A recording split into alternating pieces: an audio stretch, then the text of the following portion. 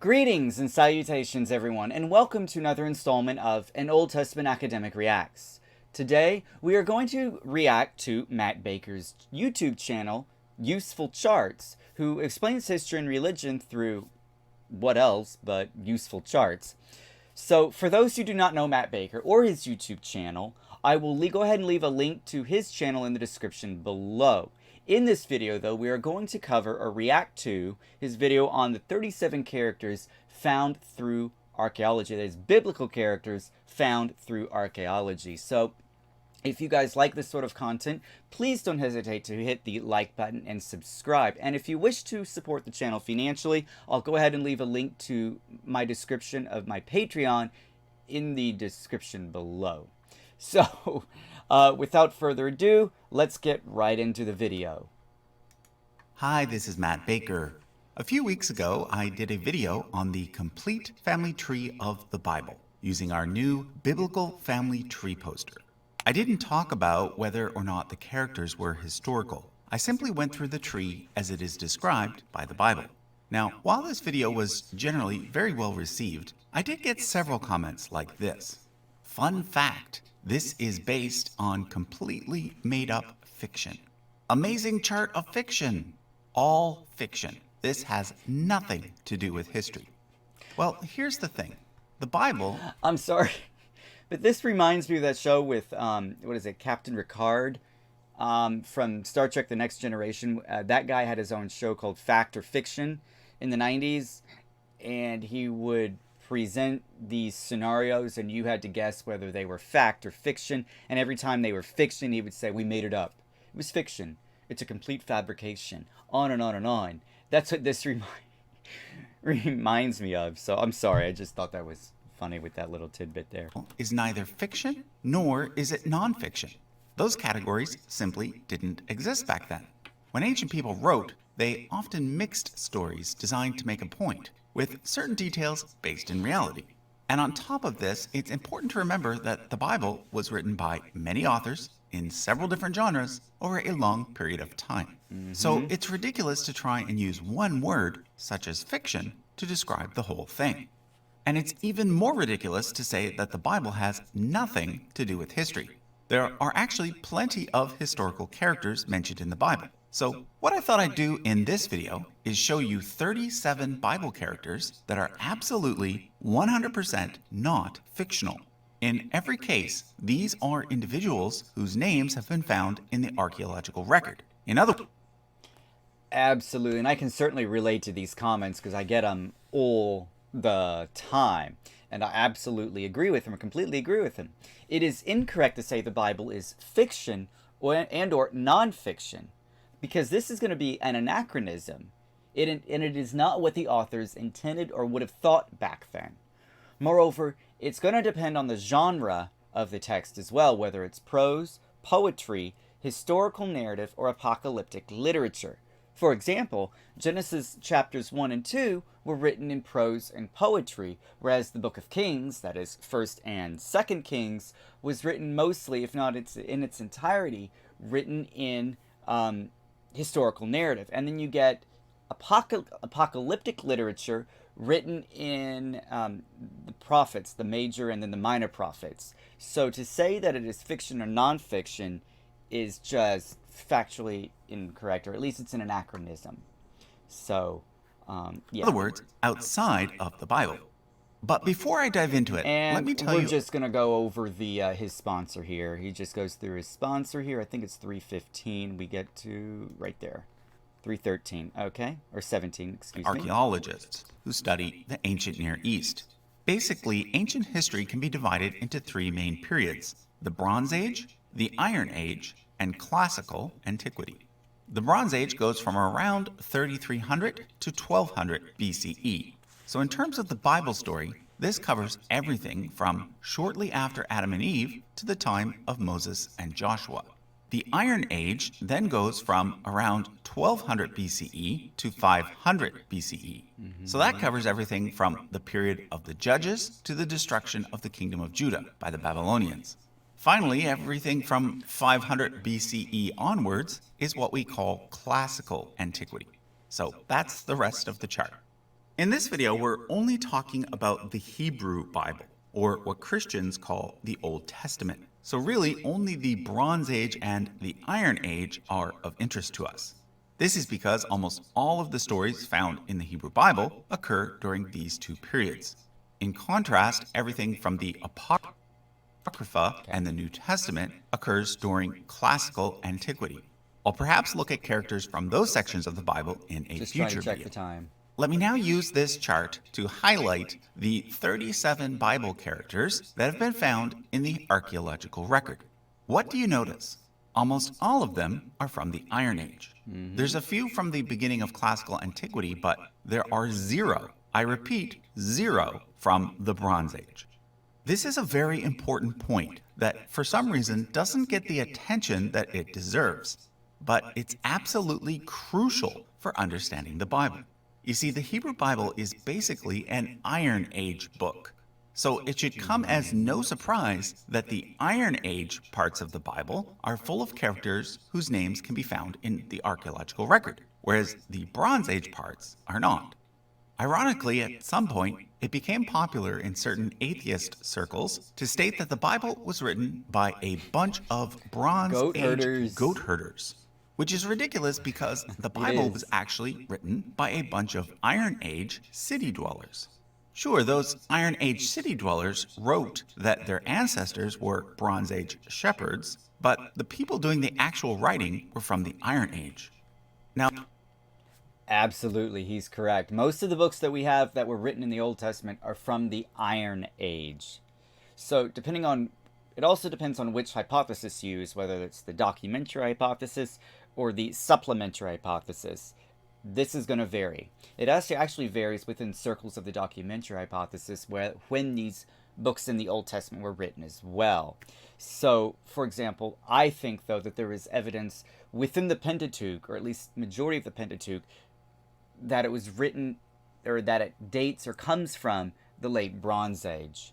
Moreover, we're talking about the archaeological record, which is why his chart does not list any biblical characters like Noah, Moses, Joseph, Levi, Reuben, Adam and Eve, Cain and Abel, because we don't have any archaeological evidence. We have textual evidence of them, and that textual evidence is only found within the Bible, but we haven't got any archaeological evidence of these people. So that's why and I actually agree with him, we should just leave them out and say that they could have or may not have existed, at least according to historians. So I'll let him continue here. Now, lest you think that the difference between the Bronze Age and the Iron Age is no big deal, let me drive home how important the distinction is.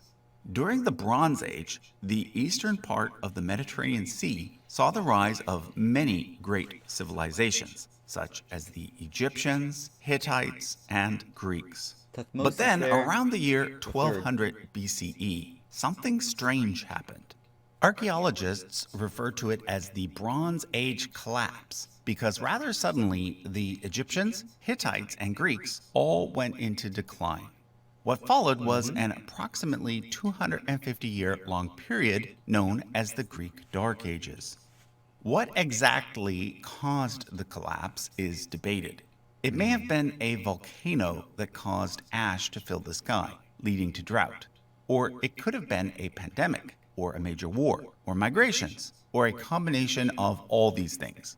But the fact is that the event caused a clear line to be drawn in the sand between the before times and the after times.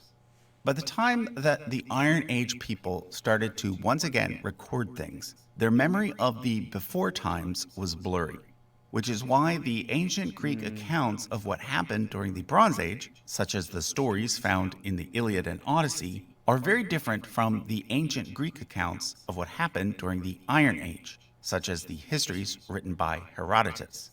Well, the same is true of the Bible. Everything from the Bronze Age, like the Flood, the Patriarchs, and the Exodus, read more like myth and legend, whereas everything from the Iron Age, like the various kings of Israel and Judah, reads more like history. Now, in this video, I'm not going to go through why I think that the Bronze... Yeah, okay. That was a lot of information that he just covered in a matter of 2 minutes. But so I'm going to try to briefly explain what he's saying to those who may not understand. So, it is true. The period that roughly covers 250 years by our standards is what we would call the Late Bronze Age collapse. And we really don't know what caused the Late Bronze Age collapse. He suggests a volcano somewhere over in ancient Greece. It could have been Thera, for all we know. Actually, I think Thera was a bit earlier. But there could have been some sort of volcanic eruption that caused these migrations into the eastern part of the Mediterranean and the Levant and Egypt. We just simply don't know. However, I will sort of deviate from him here when he talks about the Exodus, especially with archaeology and archaeological evidence and textual evidence within the past 25 years. I'll just briefly mention that we are starting to find out that there was some sort of an exodus that happened, and scholars from from the fields in Egyptology and from biblical studies are starting to find out that some sort of exodus happened. Most of the time they disagree on the size of the exodus and the time. Early date proponents, late date proponents, and even within the late date circle, we have certain scholars that would adjust the dates. So it could be mid 13th century, it could be the end of the 13th century. Heck, it could even be the 12th century for all we know, for all these scholars know. I think I've made it clear what position I take on the Exodus, so I won't go into it here. But continuing on with what he's saying, we don't have a lot of archaeological or textual evidence from the late Bronze Age collapse. So that is roughly 250 years of nothing. Little to nothing. And it wasn't until around 853 BC when archaeological and textual evidence began to resurface, especially with the Battle of Karkar. Now, what is the Battle of Karkar? It was a battle between the Assyrian king Shalmaneser III and a coalition of kings from Aram, Damascus, and Ahab, the king of the northern kingdom of Israel. And this battle is recorded in the Kirk monoliths, but more specifically on the Shalmaneser III monolith. So we'll just go ahead and let him continue here. Bronze Age parts of the Bible should be understood as being more literary than literal. Instead, I'm going to focus on the 37 characters from the Iron Age parts that have been demonstrated by archaeology to have been real, because I very specifically want to debunk the idea that the Bible is completely fictional. Let's start with Omri. The Bible barely mentions him, beyond the fact that he became king of Israel and founded the city of Samaria. But he's extremely important for this discussion because he's the earliest Israelite person for whom we have an extra biblical record for that dates close to when he lived. According to the Moabite Mishi stele, discovered in 1868 and now located at the Louvre, Omri was in fact a real person. It describes how Omri and the Israelites conquered the nearby Moabites, but then how, following Omri's death, Misha, the king of Moab, managed to drive the Israelites out and restore independence. So I'm going to place a verification checkmark next to Omri to indicate that his name has been found in the archaeological record. According to the Bible, the next Israelite... Absolutely. The Misha stele records that the battle between the Moabites and the northern kingdom of Israel.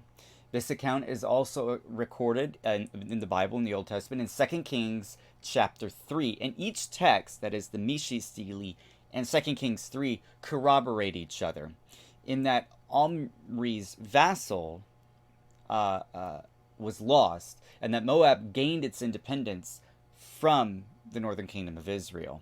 So, Israelite king after Omri was his son Ahab.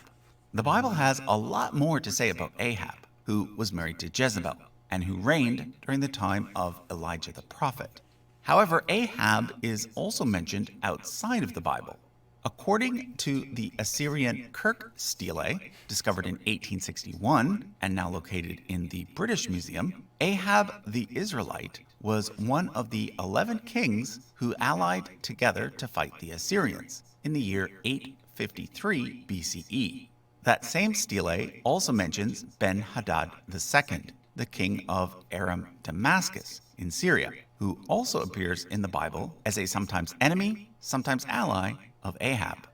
According to the Bible, Ahab was eventually followed by his son Jehoram, whereas And it looks like, I'm sorry I'm laughing, but it looks like I got a little ahead of myself on this when I mentioned the Kirk stele or monolith. So the stele does mention King Ahab of the northern kingdom of Israel and Ben-Hadad II of Aram. So Ben-Hadad II was followed by a usurper named Hazael. Once again, the archaeological record confirms this as being true. Hazael's name has been found on at least 2 objects that date to this period. In fact, this ivory carving may even depict his likeness, and he was almost certainly the king who commissioned the Tel Dan stele, discovered in 1993 and now located at the Israel Museum. The Tel Dan stele is now in pieces, but one piece describes how the king of Aram Damascus defeated both Jehoram, the king of Israel, and Ahaziah from the house of David. This is important for 2 reasons. The first is that the Bible also describes the exact same event, and the second is that this is the earliest mention of the house of David, which ruled in the southern kingdom of Judah. However, please note that the Tel Dan stele does not reference King David specifically. Rather, it simply references the house of David, Ahaziah being a member of that house and a descendant of David who reigned approximately 130 years after his death. So again, take note, the Tel Dan stele is not a contemporary record of David, nor does it give us any information about any events that occurred during David's lifetime. That said, if there was in fact a house of David, we can presumably assume that there was at least somebody named David who founded that house. But since the Tel Dan stele was not made close to David's lifetime, I'm going to have to give David a question mark, not a check. We now... and I think that is also extremely noteworthy here, and that the Tel Dan inscription was written 100, or at least about 150 years after the death of King David, or at least when King David lived. Now, the account can also be found that he's talking about, that he's describing here, can be found in 2 Kings chapter 8, verses 7 through 15, just as Matt says. Hazael defeats Joram and Ahaziah at Ramoth Gilead around 841 BCE. Now, I have to agree with Matt here, who leaves a question mark next to the name of David. Although I actually do think David existed, this inscription is the only extra biblical inscription that mentions the name of David, or at least House of David, which is the reason why biblical scholars are hesitant to actually confirm the existence of David yet. They would just either would like a little more information on the topic in any way, shape, or form before they give the stamp seal of approval to say that David actually existed like these other 37 biblical characters. come to Jehu, who ruled Israel following Hazael's defeat of Jehoram. Jehu is important because not only is his name found in the archaeological record, his image is as well. So if we go by the criteria, pics or it didn't happen, in this case we do actually have pics. On the black obelisk of Shalmaneser III, discovered in 1846 and now located in the British Museum, Jehu is actually shown bowing down to Shalmaneser III. There, the Assyrians labeled him as Jehu from the house of Omri. Yep. According to the Bible, Hazael of Aram Damascus was followed by his son Ben-Hadad, who became Ben-Hadad III.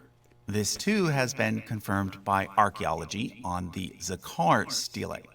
Several of the subsequent kings of Israel show up in Assyrian records as well, including Jehoash, whose name appears on the Assyrian Tel al-Rima stele as Jehoash the Sumerian, Jeroboam II, whose name appears on a seal belonging to someone called Shema, the servant of Jeroboam, and Menahem, Pekah, and Hoshea, all of whom appear in Assyrian records as having paid tribute to Tiglath-Pileser III. Yep. Also mentioned in Tiglath-Pileser's tributary records is Rezin, the final...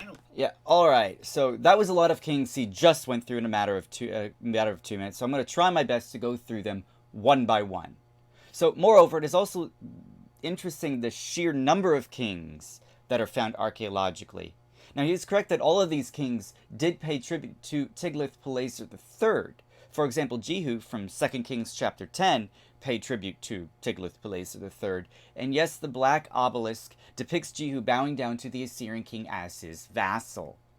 Now, these events were some years before the fall of the northern kingdom to the Assyrian Empire, which I am more than positive that he's going to go over in a few minutes.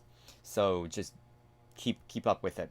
Now, the Tel al-Rama stele is a victory stele commemorating his victories in western Mesopotamia and the Levant, and it's attributed to Adad-nirari III, and it dates to around the beginning of the reign of Jehoash, so it's going to be around 798 and 797 BCE.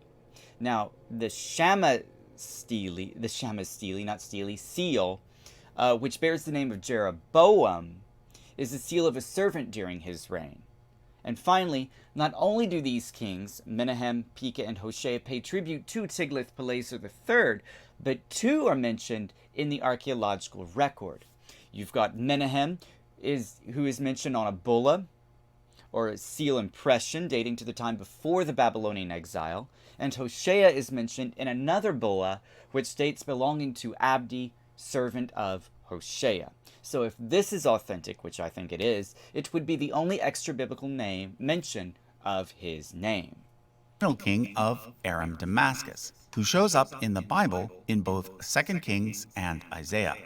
Now, Tiglath-Pileser himself also appears in the Bible. In fact, he's the earliest Assyrian king to be mentioned. In 2 Kings, he's called Pol, which is short for Polacer. But in 1 Chronicles, his full name is used, Tiglath-Pileser. And we have loads of archaeological evidence for him, including many depictions, such as this one shown here. Also mentioned in the Bible are the next two Assyrian kings, Tiglath-Pileser's sons, Shalmaneser V and Sargon II. They helped to destroy Samaria and bring about the end of the kingdom of Israel. Sargon II's son Sennacherib thus turned his attention to the kingdom of Judah. So let's now go over there. Okay, so before he actually takes a look at the kings of Judah, I wanted to mention briefly the actual downfall of the northern kingdom of Israel, mentioned in 2 Kings 17. 1 Chronicles tells us that it was Shalmaneser V, whereas the writer of 2 Kings actually leaves out his name. Now, I'm not sure exactly why, but the archaeological evidence outside of the Bible is there. So what probably happened was that Shalmaneser V died soon after the defeat of the northern kingdom, causing its demise, thereby allowing Sargon II to assume the throne of the Assyrian Empire, who then wrote the event on the Babylonian Chronicle. So we actually have two accounts, the one in 2 Kings and then the Babylonian Chronicle, and they both, again, corroborate and agree with each other about the fall of the northern kingdom. So, and take a look. After Ahaziah, who was mentioned on the Tel Dan stele, the next two kings of Judah to appear in the archaeological record are Jotham and Ahaz. Their names appear together on a seal discovered in 1995, which reads, belonging to Ahaz, son of Jehoram, king of Judah. Which brings us to Hezekiah, one of the most important kings of Judah. According to the Bible, Jerusalem was able to hold off the Assyrians during Hezekiah's reign, allowing Judah to survive when Israel did not. This is confirmed on the Taylor Prism, discovered in 1830 and now located at the Israel Museum. It records the annals of Sennacherib, which describe the situation like this. As for Hezekiah the Jew, he did not submit to my yoke. I laid siege to 46 of his strong cities and conquered them. Himself I made a prisoner in Jerusalem, his royal residence, like a bird in a cage. Hezekiah's name was also found on a seal that includes a depiction of the sun with downward-facing wings, which was presumably Hezekiah's royal seal, because it says, belonging to Hezekiah, the son of Ahaz, king of Judah. It was found in Jerusalem in 2015, and just a few years later, at the same site, another seal was found, this time reading, belonging to Isaiah This is the much more Navi. controversial. Now, this one is controversial because Navi is the Hebrew word for prophet, but it was also at the time simply a common name. So it's possible that this is evidence for the existence of Isaiah the prophet, who, after all, did live at the exact same time as Hezekiah and was a member of the royal family. However, it also could just refer to some guy named Isaiah Navi. So once again, I'm going to use a question mark. Hezekiah's son Manasseh, however, Just before he goes on to Manasseh, I'm actually not going to talk about or mention the Taylor Prism because I think he does a beautiful job detailing the Taylor Prism itself. The siege of Jerusalem it's on the Taylor Prism, but it's also the account is also written, of course, in 2 Kings 18 and 19. I do, however, want to touch briefly on the seal of Hezekiah here because I just think, quite frankly, it's pretty darn cool. You'll notice that the picture that he brought up, it had a winged sun disk on it.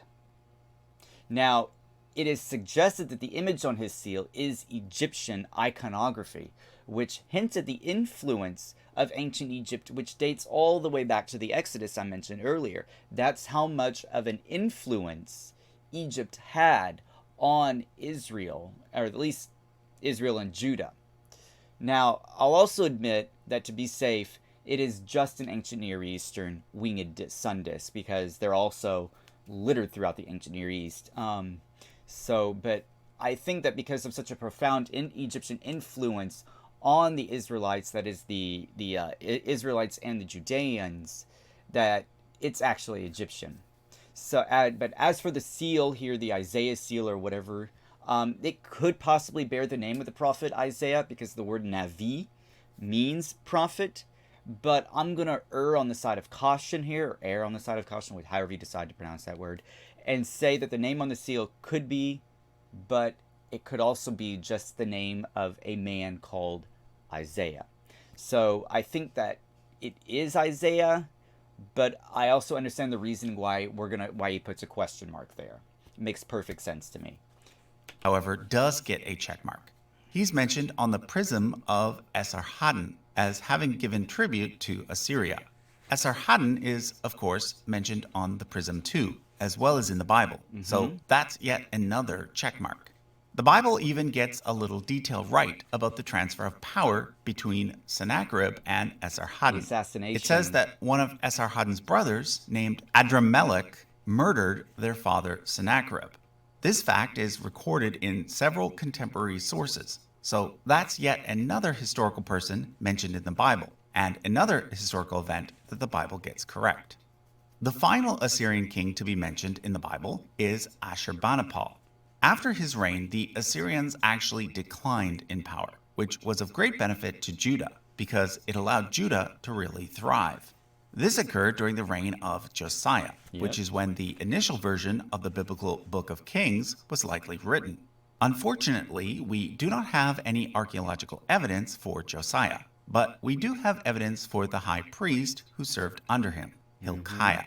In 1980, archaeologists found a signet ring which reads, belonging to Hanan, the son of Hilkiah the priest.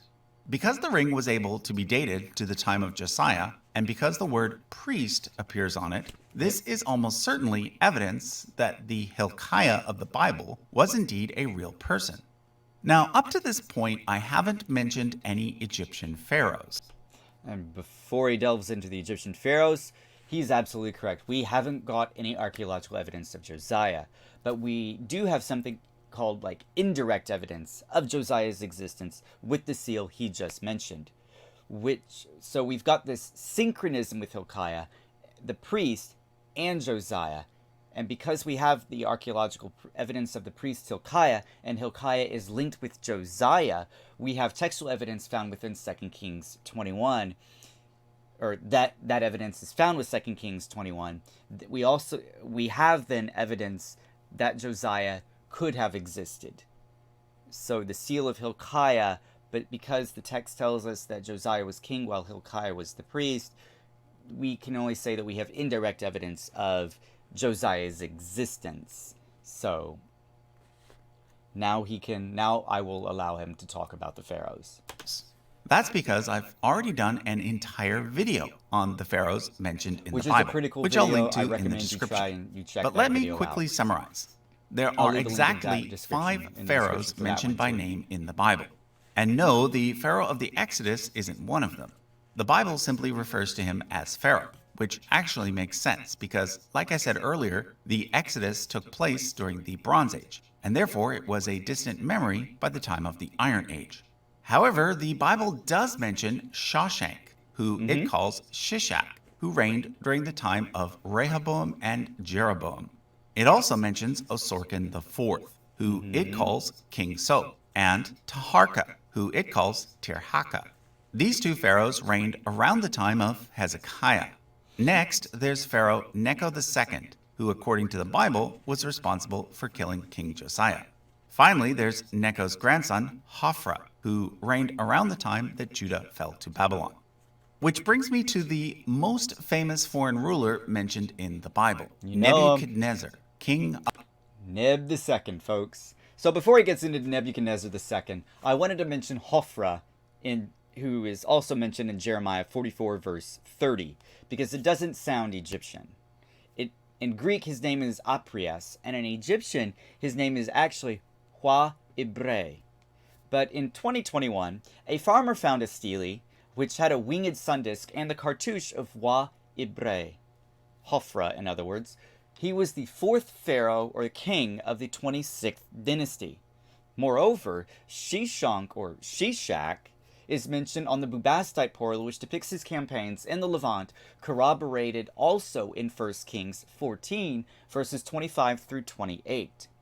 And he mentioned Necho II here, who was the 2nd king of the 26th dynasty of Egypt. It was Necho II who was allied with Ashur-uballit II of Assyria, and they fought against an up-and-coming new empire, the Babylonian Empire, under the reign of none other than Neb. Good old Neb. So, what's interesting here is that King Josiah was actually allied with Nebuchadnezzar II, and he made a foolish attempt to halt the advance of Necho II and Ashur-uballit II, but he was quickly dispatched or killed by Necho II, who went on to fight the Babylonians at the Battle of Carchemish in 605 BCE. So, of Babylon. His name, of course, appears in the book of Daniel, but it also shows up in 2 Kings and Jeremiah. And we have several archaeological artifacts that provide evidence for his existence, such as the inscription plaque found on the famous Ishtar Gate, which Nebuchadnezzar had built in Babylon, which is now located in Berlin, as well as the Babylonian Chronicles, recorded on a series of clay tablets. Babylonian records from the time of Nebuchadnezzar also mention Jeconiah, king of the Jews, who was held prisoner in Babylon and given rations. According to the Bible, Jeconiah was held prisoner for 37 years and was only released by Amel-Marduk, who succeeded his father as king of Babylon. In the Bible, Amel-Marduk is called Evil-Marduk, although note that this has nothing to do with the English word evil. Evil was simply an alternative way to write Amel. Again, the succession described in the Bible matches the succession described in Babylonian records, because Amel-Marduk was in fact the next Babylonian king after Nebuchadnezzar. Now, the next Babylonian king to show up in the Bible is Belshazzar. The Bible refers to him as a son of Nebuchadnezzar, but according to extra-biblical sources, he was more likely his great-grandson. In fact, Belshazzar was probably not even the senior king. According to Babylonian sources, he was simply the crown prince, who ruled alongside his father Nabonidus. But one thing that both the Bible and other sources agree on is that it was during Belshazzar's rule, or co-rule, that Babylon fell to the Achaemenid Persians. And the leader of the Achaemenid Persians who conquered Babylon was Cyrus the Great. All right, I'll stop here because he says something kind of off, I think. I'm not sure. I don't want to misrepresent him, in other words. Matt here mentions the Bible does call Belshazzar as the son of Nebuchadnezzar II. But I should like to mention that when the writers of the Old Testament, or of any book of the Old Testament, mention son or ben or bane, it does not necessarily mean son, but it could also mean descendant of. In other words, Belshazzar is a descendant of Nebuchadnezzar II and not literally his son. So I just wanted to clarify there if there's any confusion about what Bane could possibly mean.